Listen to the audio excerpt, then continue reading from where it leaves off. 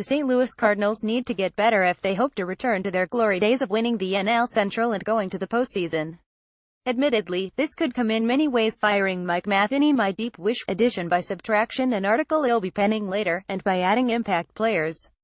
If you missed my article detailing the rumor of Eric Hosmer, jump here and have a look.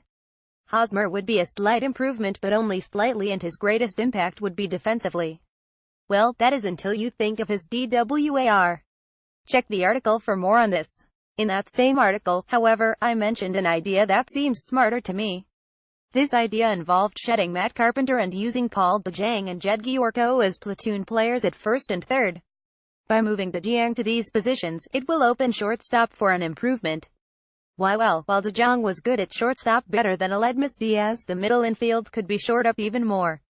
DeJong's serviceable .975 fielding percentage and 0.4 DWAR could certainly be improved upon, and this is one place the infield could use improvement without losing DeJong on the team. In my Hosmer piece I alluded to the St. Louis Cardinals grabbing andrelton Simmons rather than the first baseman from Kansas City. Here's why. Simmons is one of the best shortstops in the game, at least today, with a .982 fielding percentage and a 21.9 DWAR. Yes, you are reading that correctly, a 21.9 DWAR. Just imagine adding that defense to the infield. If the St. Louis Cardinals move DeJong and Gyorko to first, third, doesn't really matter who plays where, account for Colton Wang at second base, and then add Simmons at shortstop, the infield DWAR would be as follows: going around the horn: 1B 1.2, Gyorko 2B 2.8, SS 21.93B 0.4 DeJong. These figures say the players will continue at the pace they have held thus far in their career, but I for one would be far more comfortable with these numbers than what the St. Louis Cardinals paraded out in 2017.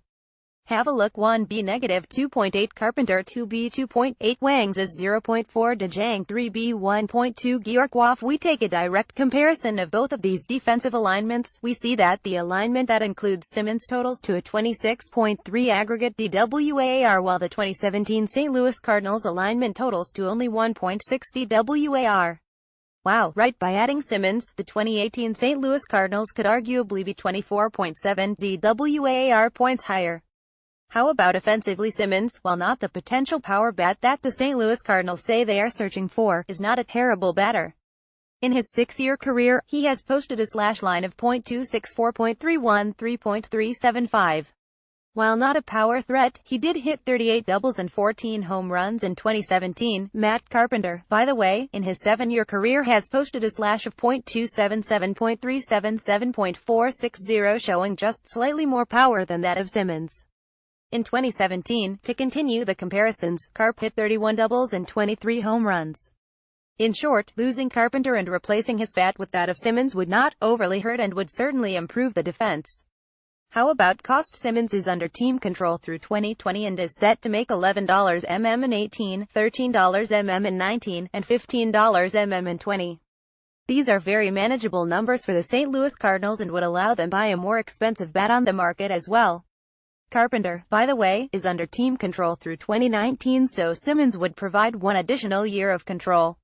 He is set to make $13.75 mm in 18, some $2.75 mm more than Simmons, and $14.75 mm in 19, some $1.75 mm more than Simmons.